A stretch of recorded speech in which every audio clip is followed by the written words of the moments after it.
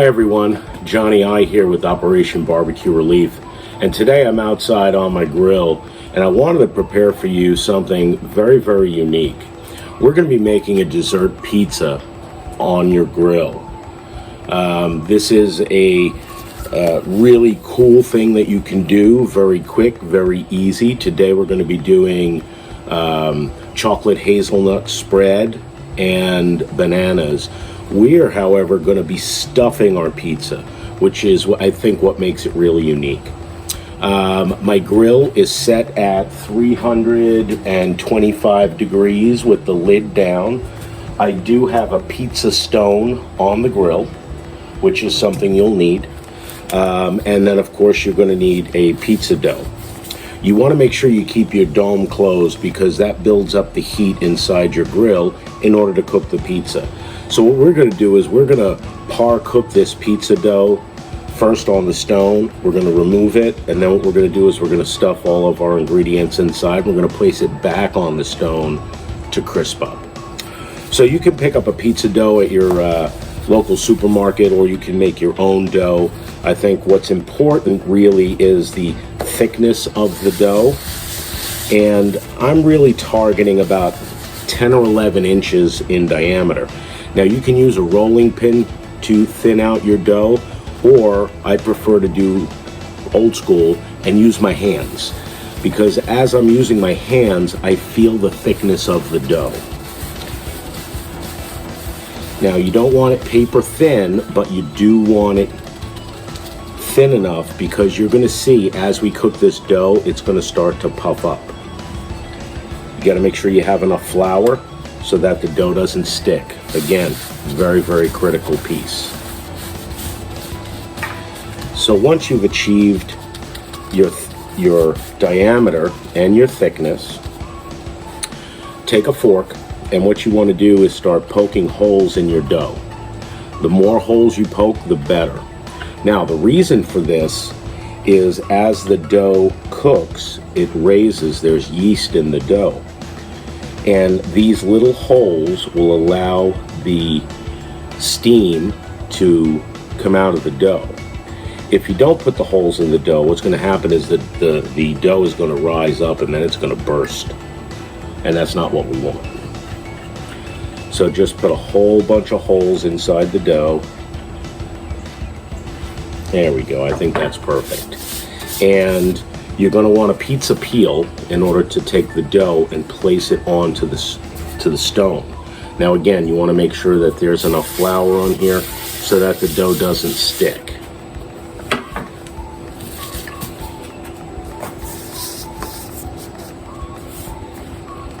There we go.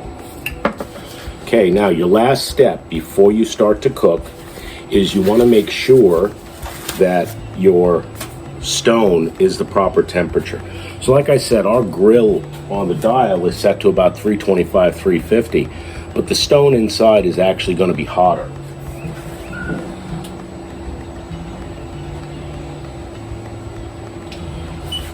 So our pizza stone is setting at about 500 degrees, which is the perfect temperature to cook pizza.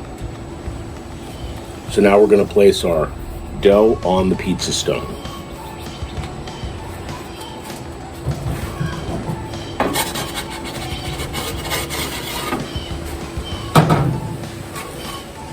Now again, as I mentioned, it's very important to keep your lid closed while the pizza's cooking.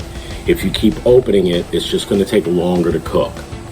Now, you can use a spatula, regular barbecue spatula, to turn the pizza and to flip the pizza. If you happen to have a pizza peel, you can also use a pizza peel that's designed to cook with, not the same one that you use to put it on.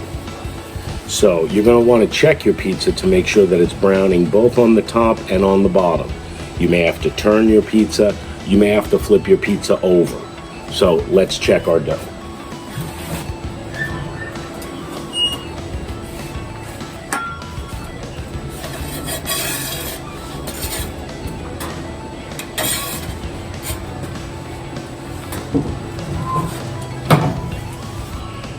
Okay, so our pizza dough is coming along nicely. It's starting to set on the bottom, so we're now just going to give it a little bit more time to cook.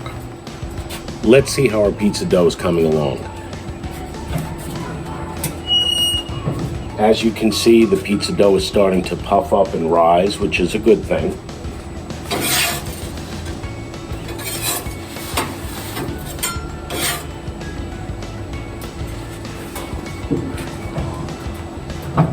And our dough on the bottom is starting to get a little bit brown. Okay, so now I think it's time that we're going to flip our pizza.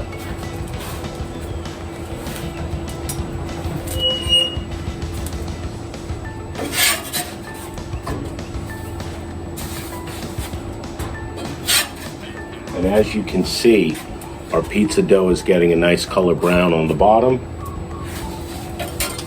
That's exactly what we want on the other side. Okay, so now I think our pizza dough is finished cooking on both sides for the first cook. So let's take it off the grill.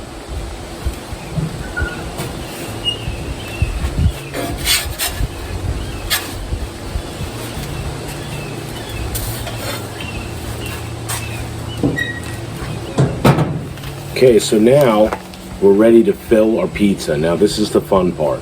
Like I said, I've chosen today some chocolate hazelnut spread and a little bit of banana. You can make this pizza any way you like. If you prefer to have jam inside, you can do that.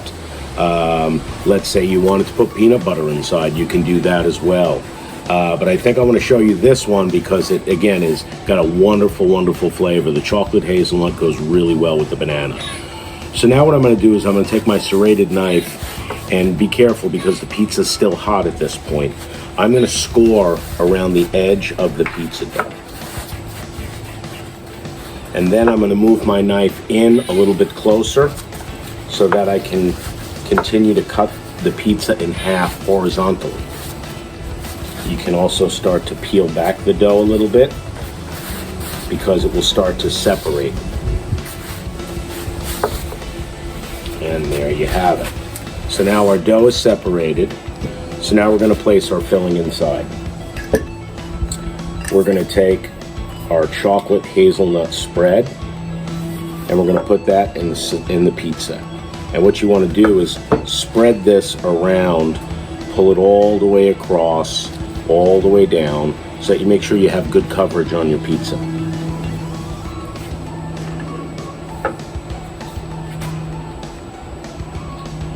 And I'm putting roughly about 2 ounces of chocolate hazelnut. If you do put too much, you'll notice that it's going to start oozing out the side when you go to put it back on the pizza stove. Okay, now I'm going to take my banana and I'm going to slice the banana into 1/8-inch thick slices.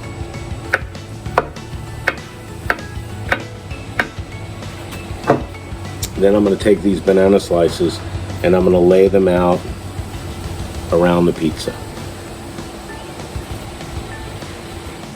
Now you can use almost any fresh fruit for this process, but I just think that chocolate and banana really go together well. Now, to take it up a little bit more, I'm going to take a little bit of caramel sauce and I'm just going to squeeze a little bit of caramel sauce on top of the bananas. Again, this will just give another added layer of flavor to your dessert. Now I'm going to cover it again. And I'm going to place it back on the pizza stove. And really what we're going to do is cook it for just a few minutes to crisp up the dough on both sides. So again, we will have to flip it. But you're going to see when we're done, we're going to be left with a really, really unique color, texture, and overall presentation for this pizza.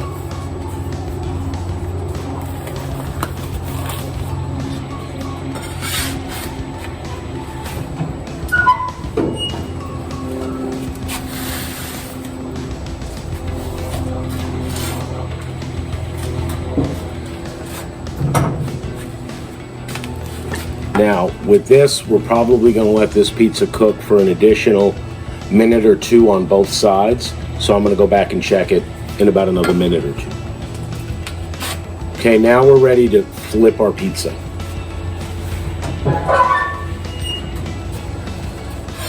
I'm going to use my pizza peel because it's a little bit delicate.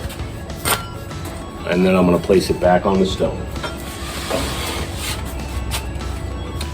All right, let's check our pizza. I think we're ready to pull it off the grill.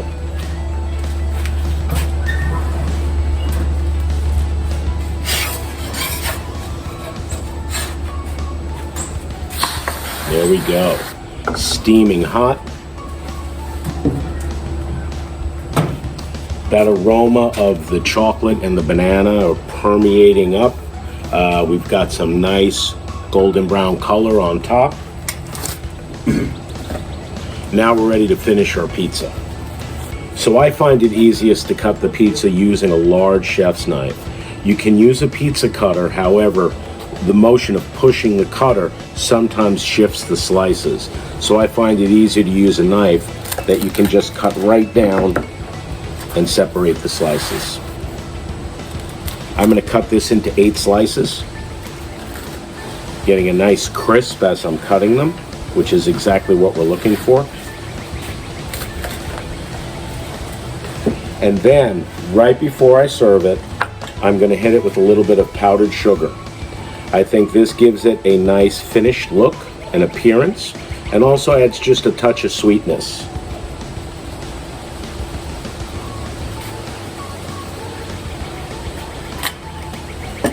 And here you have it, dessert pizza, stuffed with chocolate hazelnut and banana. So as you can see, it's really cool presentation, very easy to eat, and very easy to prepare. So I hope you have fun with this recipe, enjoy grilling out and making some great dessert pizza.